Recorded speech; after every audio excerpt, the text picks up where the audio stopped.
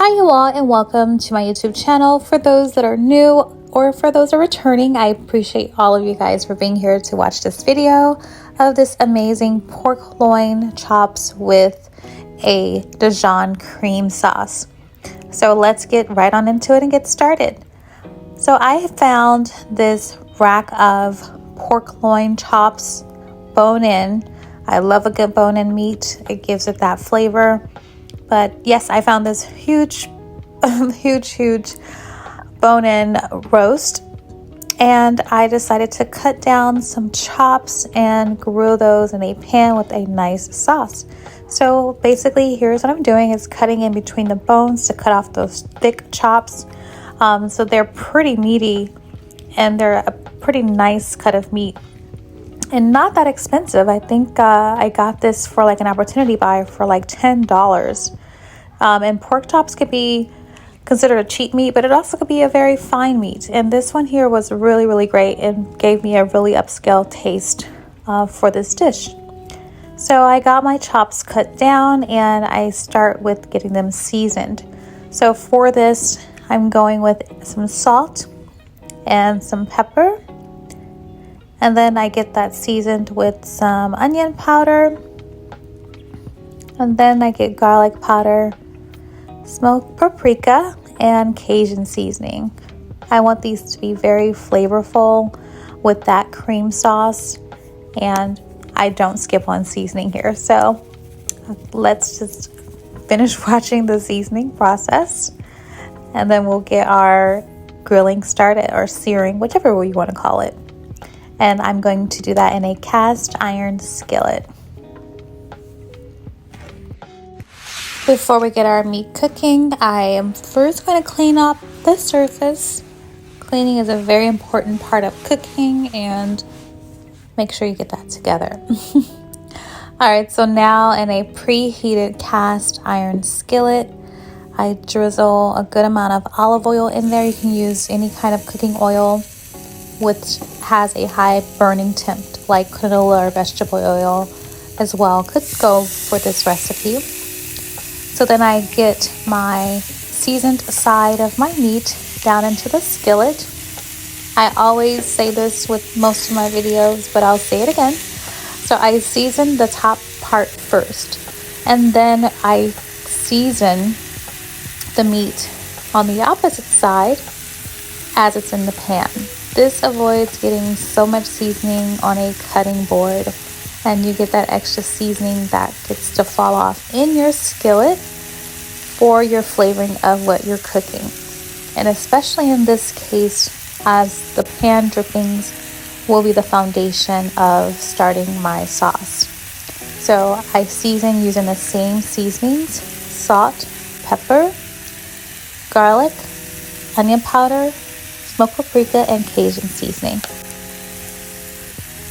And I season generously because, of course, we like our meat seasoned here. And once that's been seared for a little bit, I'm kind of getting it moved around in the pan, make sure it's not sticking. The way you know when your meat is ready to flip is when it no longer sticks to the skillet. So that's my skillet test. And now that we're flipping it over, it is perfectly given that nice char and sear against that cast iron, nice and browned, and now it's ready to flip over as I'm doing here now. And I'm going to allow the same process here when it's flipped over for it to sear until it becomes non-sticking. And once that is browned, we're not cooking it in the skillet to finish off. We are finishing this in the oven so that we can get the internal cooked through.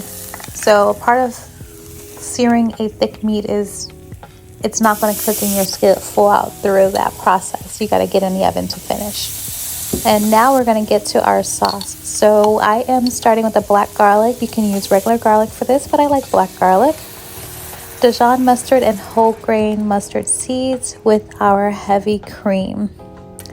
And I use a whisk so that I can scrape up those charred goodness of flavor at the bottom of that cast iron, and thoroughly whisk in those flavors of the mustard, the garlic, And again, those seasonings in the pan together. And we just allow that to kind of come to a simmer and bring the temperature up, as you see here, in a quick fast motion process. And when it gets bubbly like that, your sauce is pretty much tempered and ready. I add in some Parmesan cheese, just a good handful, some salt and pepper, and then give that a good whisk as well to get that cheese thoroughly incorporated with those seasonings. And make sure you again scrape up any of those scrapings at the bottom, as those are your amazing flavors. And I'm going to add some aromatics into this, which will be some sprigs of rosemary. Now here is a sauce foul proof of if it's thick enough for you. Get a spoon, coat it with the sauce, and if your finger runs through it and your sauce doesn't come back together and it stays separated, that's how you know your sauce is ready and thickened. All right, so now I'm getting this out of the oven and into that cream sauce with those extra juices that's rendered from that meat. That is all flavor, so we're never going to just toss that away. That is going right into the sauce here. The sauce is thick enough for it to be able to accept those juices and still stay thick. And of course, it adds the flavor to the sauce of that meat that's beautifully seasoned and just absolutely amazing. So here we are.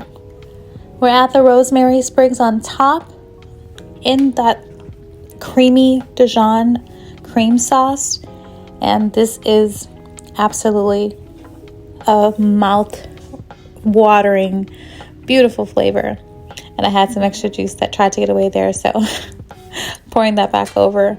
But this was so amazing, so juicy, so flavorful, and just to die for. It's one of those inexpensive but high quality type of meats and meals, and it's going to be complemented with any side that you choose. And look how juicy that meat is. I hope you guys enjoyed this recipe, and thank you so much for watching.